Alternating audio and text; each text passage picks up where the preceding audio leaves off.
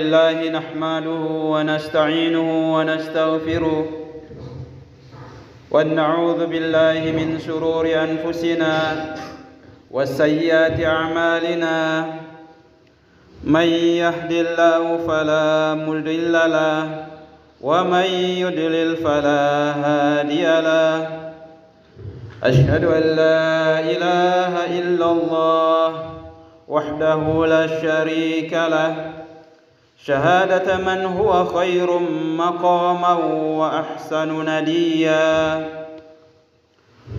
وأشهد أن لا سيدنا محمدا عبده ورسوله المتصف بالمكارم كبارا وصبيا اللهم فصل وسلم على سيدنا محمد كان صادق الوعد وكان رسولا نبيا وعلى آله وصحبه الذين يحسنون إسلامهم ولم يفعلوا شيئا فريا أما بعد فيا أيها الحاضرون رحمكم الله أوصيني نفسي وإياكم بتقوى الله فقد فاز المتقون قال الله تعالى أعوذ بالله من الشيطان الرجيم بسم الله الرحمن الرحيم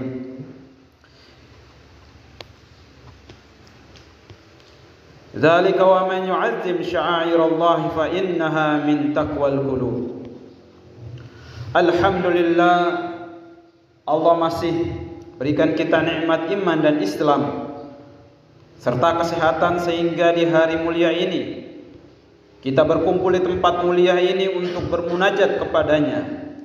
Salawat dan salam semoga senantiasa dicurahkan kepada junjungan alam Rasulullah sallallahu alaihi wasallam dan juga kepada keluarga beliau, kepada sahabat dan umatnya hingga akhir zaman. Bertakwalah kepada Allah, laksanakan perintahnya, jauhi larangannya. Ingatlah, derajat manusia di sisinya ditentukan oleh kadar ketakwaan kita. Hadirin jamaah rahimakumullah yang dirahmati Allah Subhanahu wa taala. Allah Subhanahu wa taala berfirman dalam surat At-Taubah ayat 32 yang berbunyi, A'udzubillahi minasyaitonir rajim. Yuriduna an yutfi'u nurallah bi afwahihim wa ya'ballahu illa an yutimma nurahu walau karihal kafirun. Mereka ingin memadamkan cahaya Allah dengan mulut-mulut mereka, sementara Allah enggan kecuali menyempurnakan cahayanya, meski orang-orang kafir tidak menyukainya. Ayat ini mengingatkan kita bahwa musuh-musuh Islam tidak pernah melewatkan satupun kesempatan untuk menyerang Islam dan kaum muslimin. Mereka memendam kebencian, tak senang jika Islam berjaya dan menjadi solusi atas permasalahan umat manusia. Sikap orang kafir itu tidak hanya baru lahir saat ini. Kebencian terhadap Islam atau yang dikenal sebagai Islamofobia ternyata sudah ada sejak zaman Rasulullah sallallahu alaihi wasallam.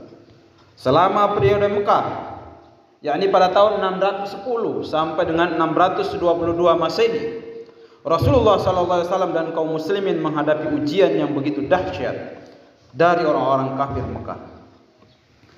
Orang-orang Arab jahiliyah ketika itu melakukan penganiayaan terhadap para pengemban risalah yang dibawa Nabi Muhammad SAW.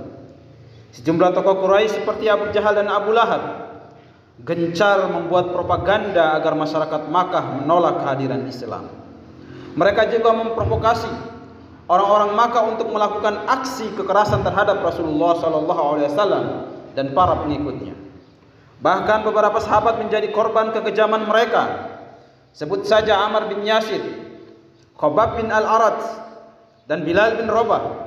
Mereka disiksa dengan cara yang amat sadis oleh kaum kafir Makkah. Rasulullah SAW sendiri juga tak luput menjadi sasaran aksi kebencian kaum kafir Quraisy pada masa itu. Dalam beberapa riwayat disebutkan Nabi Muhammad SAW pernah dihina, diludahi, bahkan disakiti oleh orang-orang yang memusuhi beliau. Namun selama berada di Mekah, semua perlakuan itu dihadapi oleh beliau dengan penuh kesabaran. Setelah Nabi Muhammad SAW dan para sahabat hijrah ke Madinah, kaum kafir Makkah masih saja menunjukkan sikap permusuhan terhadap Islam. Mereka terus berupaya merongrong kaum muslimin dengan berbagai macam cara. Situasi semacam ini terus berlangsung selama beberapa tahun. Akhirnya terjadilah peristiwa Fatu Makkah, yakni pembebasan kota Mekah oleh kaum muslimin pada tahun 8 Hijriah atau 630 Masehi. Sejak itu barulah Islam mulai diterima secara luas oleh masyarakat Arab. Hadirin jamaah Jumat yang dirahmati Allah. Sepeninggalan Rasulullah SAW, pengaruh Islam semakin berkembang hingga ke Jazirah Arab, keluar Jazirah Arab.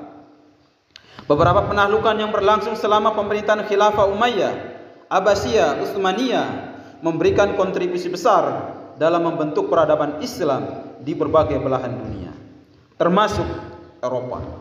Namun demikian, proses ekspansi di bawah kekuasaan Islam itu bukannya tanpa hambatan. Sikap kebencian dan permusuhan yang mulai tumbuh di tengah-tengah masyarakat Barat menjadi satu tantangan tersendiri yang dihadapi kaum muslimin selama periode tersebut.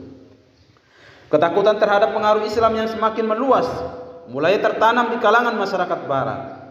Meletuslah untuk pertama kalinya perang salib, yakni antara tahun 1095 sampai dengan 1291 yang melibatkan tentara Muslim dan Kristen Eropa.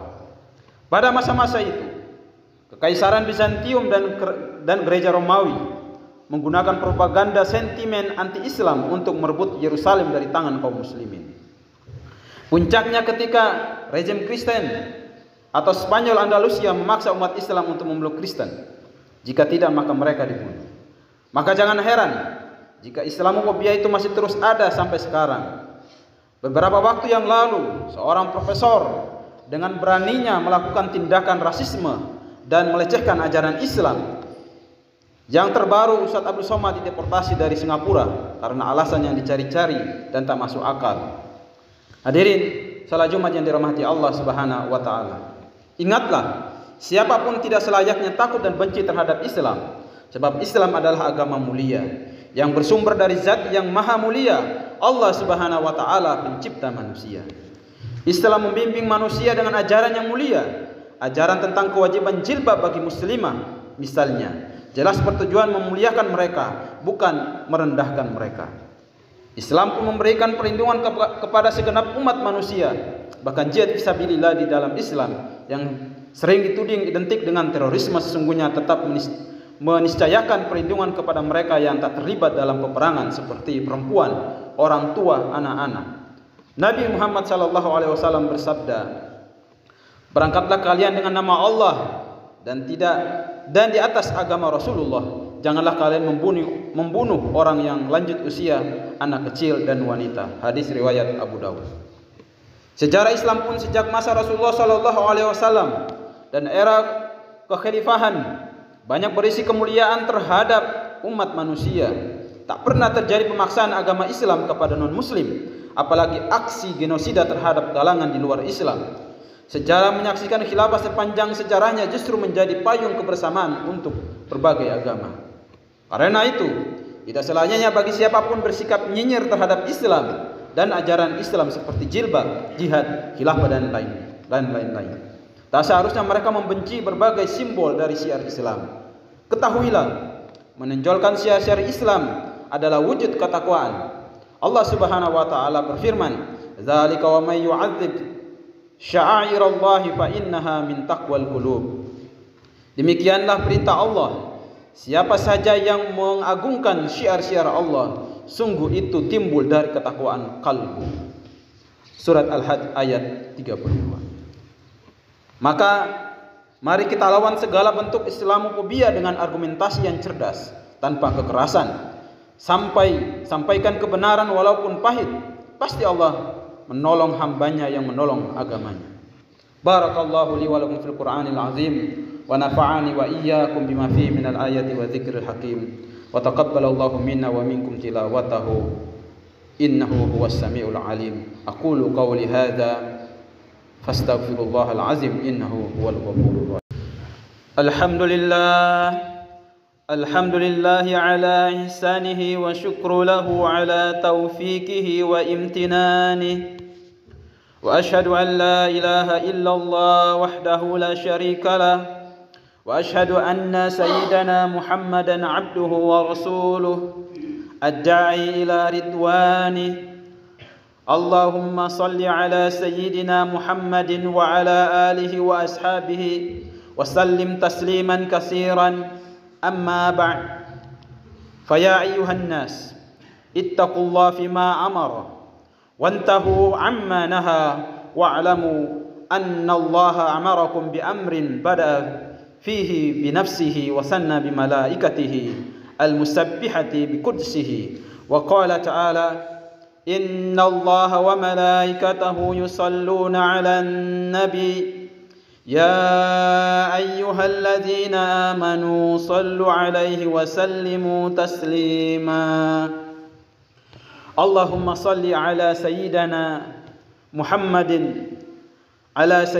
محمد صلى الله عليه وسلم وعلى آل سيدنا محمد وعلى أنبيائك ورسلك وملائكة المقربين. وارض اللهم عن الخلفاء الراشدين أبي بكر وعمر وعثمان وعلي وعن بقية الصحابة والتابعين لهم بإحسان إلى يوم الدين.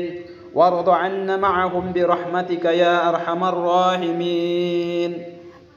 اللهم اغفر للمؤمنين والمؤمنات والمسلمين والمسلمات الأحياء منهم والأموات. اللهم أعز الإسلام والمسلمين وأذل الشرك والمشركين وانصر عبادك الموحدين وانصر من نصر الدين واخذل من خذل المسلمين ودمر أعداء الدين وأعلي كلمتك إلى يوم الدين.